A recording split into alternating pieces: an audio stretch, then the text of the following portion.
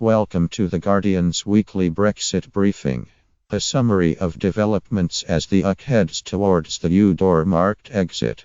If you'd like to receive it as a weekly early morning email, please sign up here. And now that a general election is underway in the UK, you can also sign up to the Snap, our daily email election briefing, here.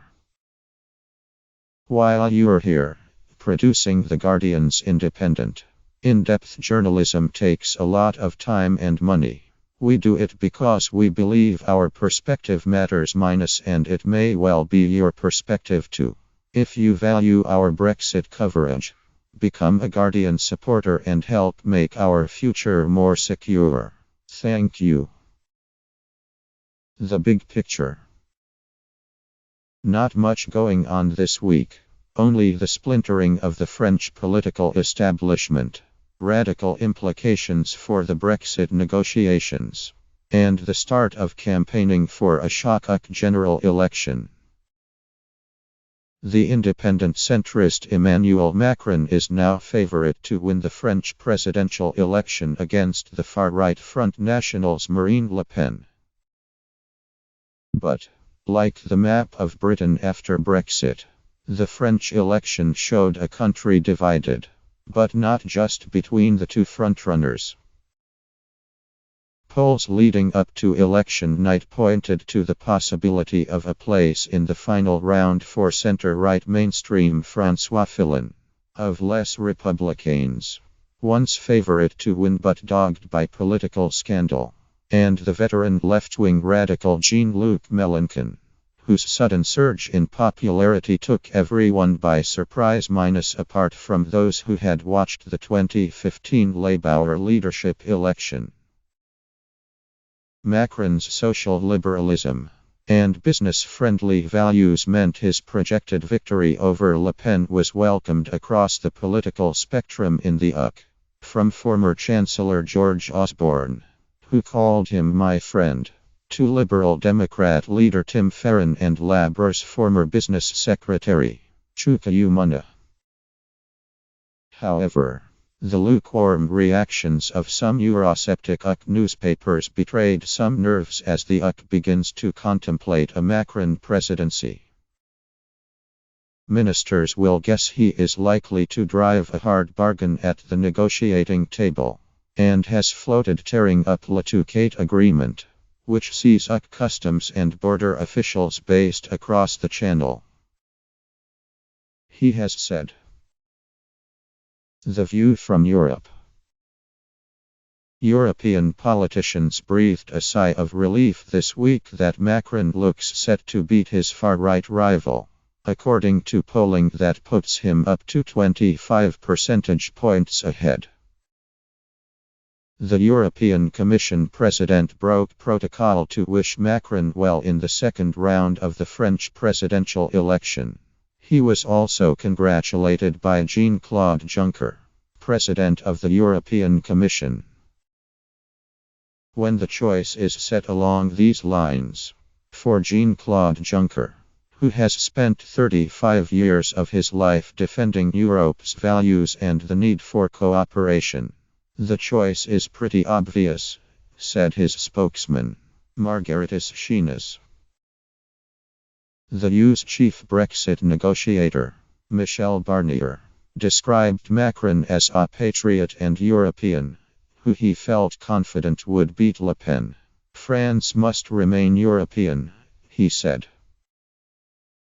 Delight was palpable too from the German government. The German foreign minister, Sigmar Gabriel, said, "I am certain that Emmanuel Macron will be the next president of France. Great for Europe." Angela Merkel's spokesman, Stefan Seibert, wished Macron all the best in the runoff against Le Pen. Good that Emmanuel Macron was successful with its course for a strong EU plus social market economy, he tweeted.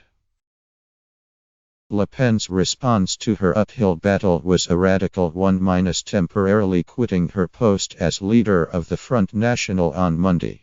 in an attempt to widen her appeal ahead of next month's presidential election runoff. Meanwhile, back in Westminster, Parliament is technically still in session, but parties are in full general election gear.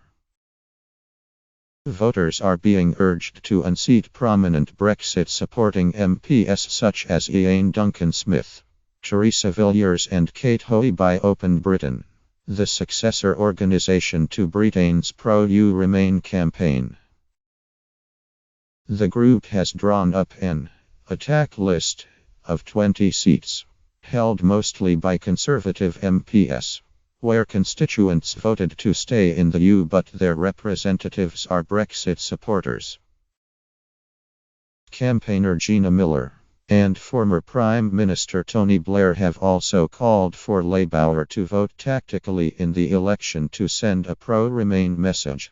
In an op-ed for The Guardian, Blair wrote, "Many of the attack seats are in London or the South East, including Chingford and Woodford Green, which is held by the former Cabinet Minister Duncan Smith, with a majority of 8,386 over Labour."